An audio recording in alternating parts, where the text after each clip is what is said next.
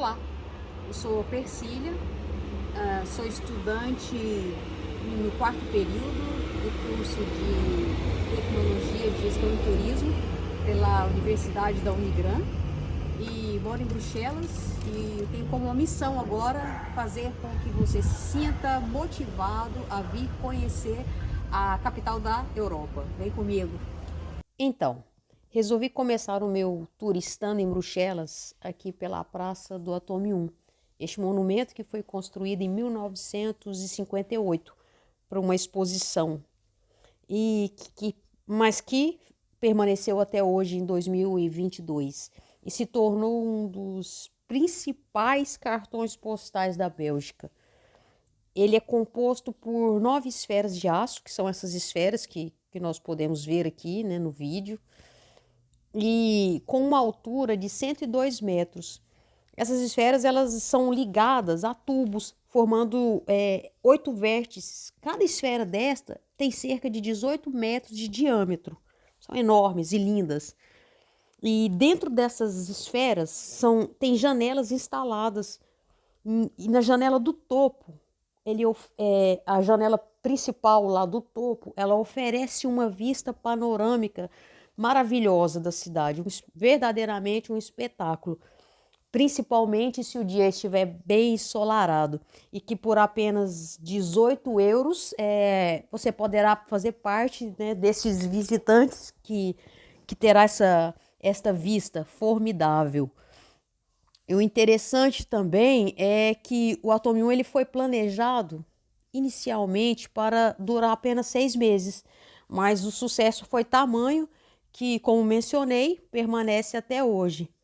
E ele fica aqui próximo do é, próximo do estádio Roi Baudouin, né, que foi um rei da Bélgica, e que também temos aqui próximo a Mini Europa, que são marquetes de toda a Europa, em miniatura, aproximadamente 1,60 m. Eu não vou poder entrar, né, para mostrar para vocês, infelizmente, isso vai ficar para uma próxima vez, mas que super vale a pena conferir.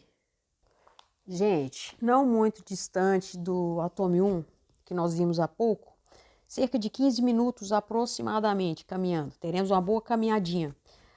Temos aqui a Basílica Nacional do Sagrado Coração.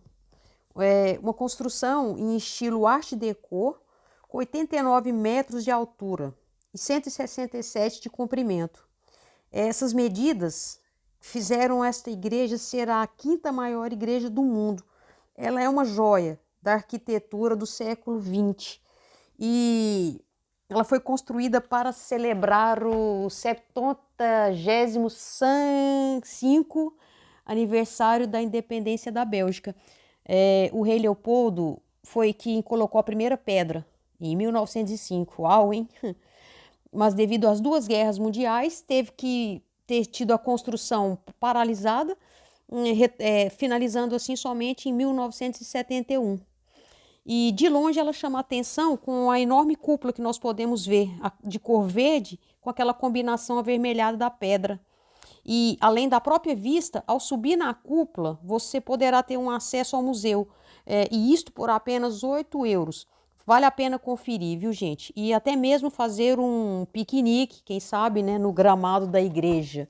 E andando mais ou menos 3,5 km, podemos chegar aqui à praça principal de Bruxelas, a famosa Grand Place, ou seja, Grande Praça, que por sua vez conseguiu com êxito a sua integração como patrimônio. Foi reconhecida pela Unesco em 1998.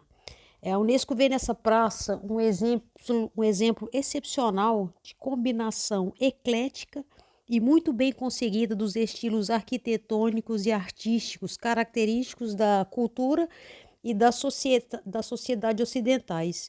A Grand Place é o lugar mais famoso, mais animado, mais fotografado de Bruxelas.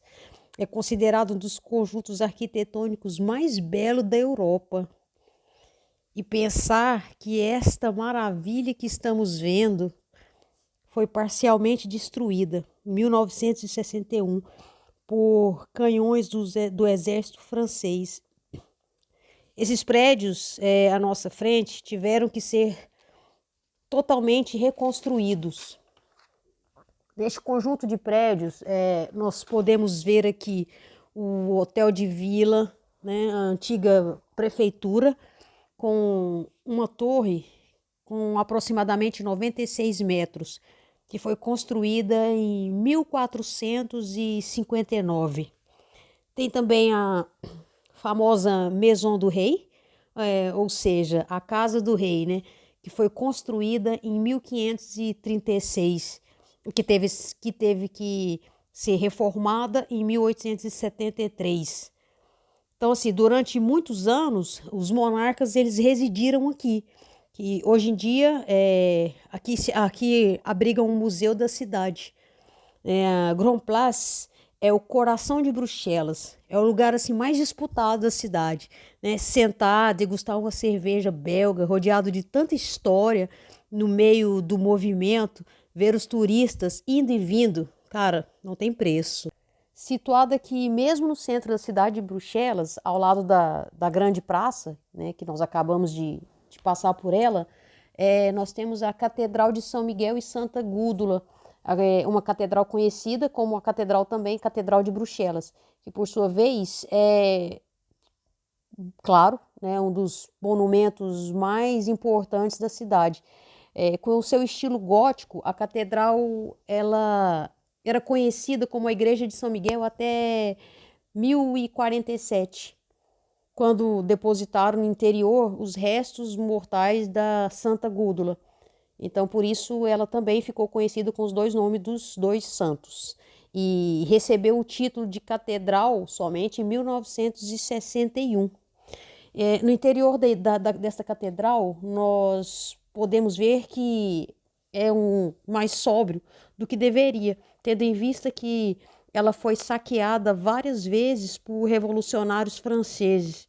Mas mesmo assim, teve, né, este aspecto impressionante que foi conservado. Então, assim, super vale a pena entrar a qualquer hora do dia, tendo em vista que é gratuito, né? E por ser mesmo aqui no centro da cidade, é bem acessível, tendo os horários bem amplos, né? O horário amplo de abertura, então facilitando a entrada de livre acesso.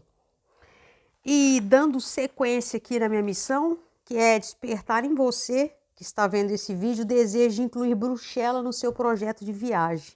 Estou chegando aqui no Parque Cinquentenário e logo podemos avistar aqui essas orquídeas, esta bela praça. E mais à frente nós vemos este monumento que tem essas arcadas, são 3 arcadas em forma de U, que como se fosse o Arco do Triunfo, né? Este parque ele acolhe numerosas atividades, né, em todo o período do ano, como por exemplo manifestações, festas, quando permitido fogos de artifício, concerto. Este monumento ele foi construído a pedido do rei em 1880 para celebrar, né, os 50 anos da independência da Bélgica. Te aconselho verdadeiramente a tirar umas 5 horas para visitar, passar o seu tempo aqui, porque tem também o Museu do Automóvel, que com 12 euros você pode conhecer carros de época, e também o Museu da Guerra com toda a história da Bélgica. Então, e para finalizar o nosso turistando aqui em Bruxelas, eu não poderia deixar de vir ao bairro europeu de Bruxelas, onde fica aqui a sede dos principais edifícios da União Europeia, incluindo, claro, né, o Parlamento Europeu. Antes aqui era uma zona residencial bem tranquila, né, até se tornar o bairro do Parlamento Europeu. Então, esse lugar se fundamentou pela política comunitária europeia e fica bem próximo ao Parque Cinquentenário, que acabamos de visitar.